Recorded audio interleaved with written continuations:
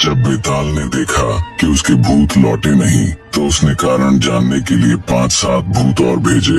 वे भूत वहां पहुंचे और देखा कि उनके साथी बिल्कुल जमे हुए हैं। पूछताछ में पता चला कि कोई सिद्ध योगी आया है और यह सब उसी का कमाल है। उन्होंने मच्छिंद्रनाथ को ढूंढा और प्रार्थना की, स्वामी इन भूतों को छोड़ दीजिए ताकि वे बेताल के पास जा सकें। नाथ ने कहा, मैं इन्हें ऐसे ही नहीं छोड़ूंगा। जाकर बेताल से कहो कि अगर वह सचमुच शक्तिशाली है तो सामने आकर इन्हें छुड़ाए। भूत जाकर बेताल को यह संदेश दे आए। सुनते ही बेताल क्रोध से भर गया और उसने पूरे देश के भूतों को बुला भेजा। सब उसकी फौज लेकर मच्छिंद्रनाथ के पास आ पहुँचे और तरह तरह की डरावनी चेष्टाएं करने लगे। नाथ ने पहले कुछ समय शांत रहकर उनकी शक्ति देखी, फिर वज्रास्त्र मंत्र का जप किया और चारों ओर एक सुरक्षा रेखा खींच दी। उन्होंने वज्र शक्ति को अपने सिर पर स्थापित किया जिससे कोई भी भूत पास नहीं आ सका। भूतों ने पेड़ पर्वत उन पर फेंके, अनेक अस्त्र शस्त्र चलाए लेकिन कोई असर न हुआ। अंत में नाथ ने पुनः स्पर्शास्त्र चलाकर सभी भूतों को जड़ कर दिया।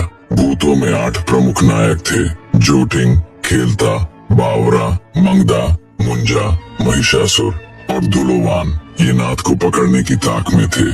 मच्छिंद्रनाथ ने तुरंत वज्रास्त्र से सभी दिशाओं की रक्षा की और दानवास्त्र का प्रयोग करके 7 शक्तिशाली दानव उत्पन्न किए, मृदु, कुमंग, मरु, मलिमल, मुचकुंद, त्रिपुर और बलजेठी।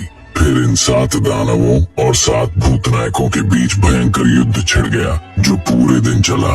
अंततः दानवों ने भूतनायकों को परास्त कर दिया। मच्छिंद्रनाथ ने अंत में वासु शक्ति का प्रयोग कर बेताल को पूरी तरह वश में कर लिया। उसकी मृत्यु की स्थिति आ गई तो बेताल ने निराश होकर मच्छिंद्रनाथ के चरणों में गिरकर प्राणदान मांगा।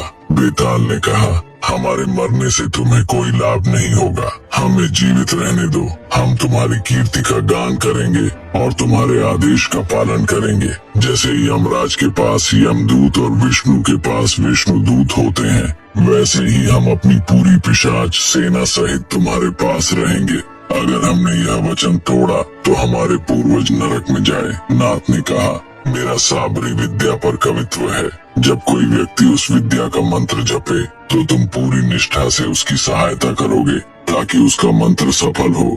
जो साधक मंत्र को ठीक से बोले उसे सिद्धि अवश्य मिले। सभी भूतों और बेताल ने इसे खुशी से स्वीकार किया। उन्होंने यह भी बताया कि उनके भक्षक कौन कौन हैं और यह तय हुआ कि मंत्र सिद्धि के लिए ग्रहण का समय श्रेष्ठ होगा। नाथ ने प्रेरक अस्त्र का प्रयोग कर सभी को मुक्त कर दिया। सभी भूत और बेताल नाथ के चरणों में गिर पड़े, उनकी जय जयकार की और प्रणाम करके अपने अपने स्थान लौट गए।